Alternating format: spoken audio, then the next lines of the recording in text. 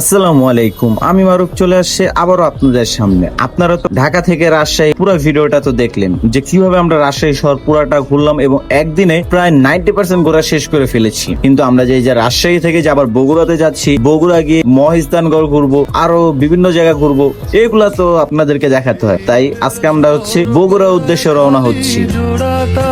জীবন আমার ভাল লাগে না রে, রাখে খবর দম ফুরালেও একলা কানি থর দেহ কান্দা মরে রে।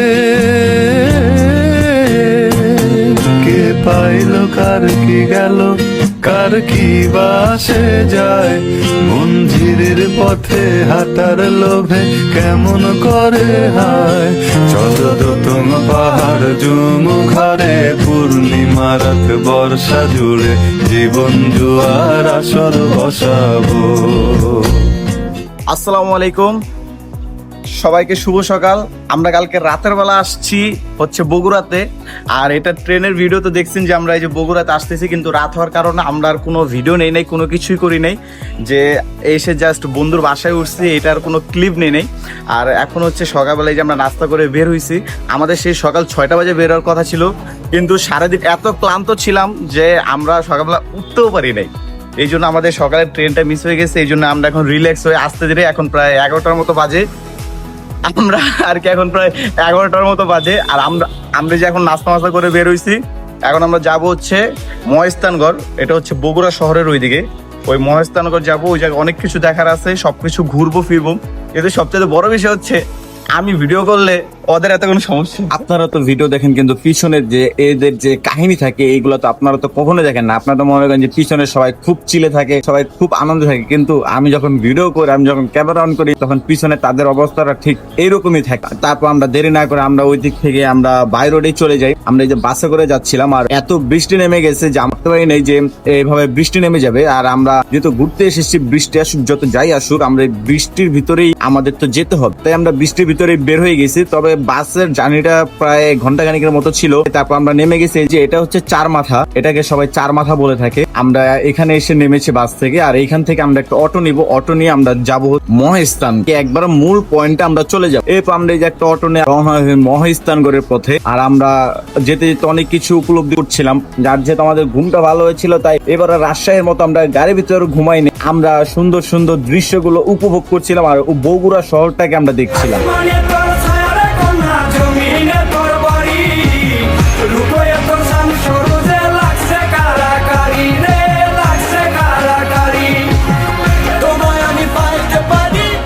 এরপরে যে আমরা যে কথা বলতে বলতে চলে এসেছি মহেস্তানগড়ে। এটা হচ্ছে মাজার শরীফ। আমরা একবারে গেটের সামনে নেমেছি। এটা শিবগঞ্জ বগুড়াতে অবস্থিত। আর এইখানে পাশে ছিল একটা কটকটির ঘর। এখানে মহেস্তানগড়ের কটকটিটা নাকি খুবই বিখ্যাত। আর এই আমরা তো চেয়েছিলাম যে আমরা কটকটিটা খাবো, কিন্তু আমরা এটা লাস্টের দিকে ভুলে যাওয়ার কারণে আমাদের আর কটকটি খাওয়াটা হয়নি। কারণ কটকটি আমরা ছোটবেলায় খেয়েছি, অনেক রকমের খেয়েছি, কিন্তু এইখানকার যে বিখ্যাত কটকটি, এটা তো না খেলে আর হতো না। কিন্তু আমরা আনফর্চুনেটলি আমরা এত উল্লাসের ভিতরে ছিলাম যে আমরা এটা ভুলে গিয়েছিলাম যে আমাদের কটকটি খেতে হবে। এরপর আমরা আস্তে আস্তে যে ভিতরের দিকে চলে যাই। ভিতরে ঢুকতে একটা মসজিদ ছিল, যেহেতু আমরা মাজারের সামনে নেমেছি, তাই আমাদের মাজারের উপর দিয়েই যেতে হয়। আমরা যে ভিতরে যাই, ভিতরে ছিল মনোরম অনেক সুন্দর সুন্দর পরিবেশ, আর চারপাশে সবই গাছপালা, খোলা মাঠ, আর কি সবকিছু দেখতে খুবই ভালো লাগতেছে। যে আসলে যে মহেস্তানগড় যেটা আমরা বই পড়েছি, সেটা এখন নিজের চোখে দেখতেছি। আমরা সেই ছোটবেলায় সমাজ বইতে আমরা পড়েছিলাম মহেস্তানগড়, আর আজকে সেটা আমরা দেখতে চলে এসেছি। আর আমরা এই ভিতরের দিকে যাচ্ছি আস্তে আস্তে। জায়গাটা যতটা ছোট মনে করেছিলাম, জায়গাটা অতটাও ছোট না। মহেস্তানগড় বিশাল বড় একটা জায়গা, যদিও এটা মহেস্তানগড়ের মূল জায়গা না। মহেস্তানগড় মূল জায়গা হচ্ছে বেহুলা লক্ষিন্দরের বাসরঘর। আর আমরা ওই বাসরঘরে যাওয়াটা কি হয় এটা আপনার পরেই দেখতে পারবেন। তাই আমরা আস্তে আস্তে ওই সামনের দিকে আগাচ্ছি। আর এটা দেখতেছি মহেস্তানগড় হচ্ছে বাংলাদেশের অন্যতম প্রাচীন পুরাকীর্তি প্রসিদ্ধ এই নগরী ইতিহাসে পুণ্ড্রবর্ধন বা পুণ্ড্রনগর নামেও পরিচিত ছিল। একসময় মহেস্তানগড় বাংলার রাজধানী ছিল। যিশু খ্রিস্টাব্দের জন্মের আগে, অর্থাৎ প্রায় 2500 বছর পূর্বে এখানে সভ্য জনপদ গড়ে উঠেছিল। প্রত্নতাত্ত্বিক ভাবেই তার প্রমাণ মিলেছে। 2016 সালে এটিকে টার্কের সাংস্কৃতিক রাজধানী হিসেবে ঘোষণা করা হয়। প্রাচীর বেষ্টিত এই নগরীর ভিতর রয়েছে বিভিন্ন আমলের প্রত্নতাত্ত্বিক নিদর্শন। কয়েক শতাব্দী পর্যন্ত এই স্থান মৌর্য, গুপ্ত, গৌড়, পাল, বৌদ্ধ রাজারা ও সেন শাসকবর্গের প্রাদেশিক রাজধানী ও পরবর্তীকালে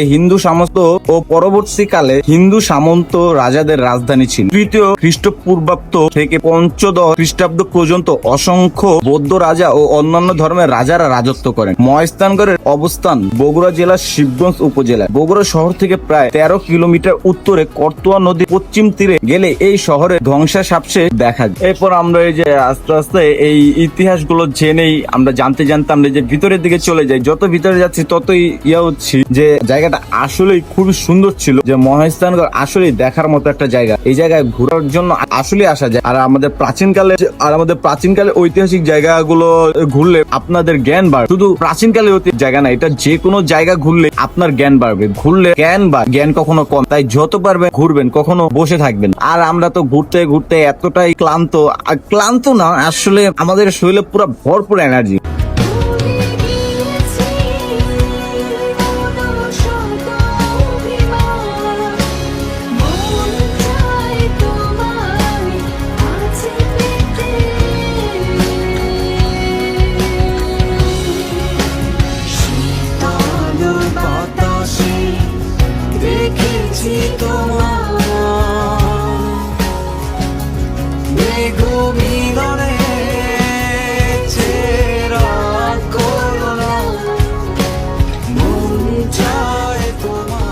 ভাই আপনি এই জায়গায় এসে কি গবেষণা করলেন? অনেক ভাবনা চিন্তা করে বের করতে পারছি যে এটা হচ্ছে তথাকথিত পরশুরামের প্রাসাদ। এটা 1901, 1967 এরকম 3-4 বার সময় খনন কাজ চলছে। এটা খনন কাজ করছেন। দুঃখিত, আসলে আমাদের এই লং টার্ম জার্নি বৈরী আবহাওয়ার জন্য আমরা সবাই একটু অসুস্থ। হয়তো আমার ভয়েসটা কেমন আসতেছে আমি বুঝতে পারতেছি না। একটা প্রাগৈতিহাসিক জায়গায় আসতে পেরে এই সময়কার মানুষজন কেমন ছিল, কিভাবে তারা জীবনযাপন করতেছিল, এটা চিন্তা করে আসলে শরীরে একটা গুজবাম্প দিচ্ছে। কারণ আমরা এখন আধুনিক জীবনে এই যে ফোন দিয়ে আমরা ভিডিও করতেছি, ফোন ছিল না তখন, নাকি কবুতর ব্যবহার করতো আর কি। হ্যাঁ, হোপফুলি আলহামদুলিল্লাহ আল্লাহ যেভাবে যখন যারা যেটা পাঠাইছে ভালোই পাঠাইছে। আমরা পরশুরামের সময় আসি নাই, দেখা গেলো যুদ্ধ মরে গেছি।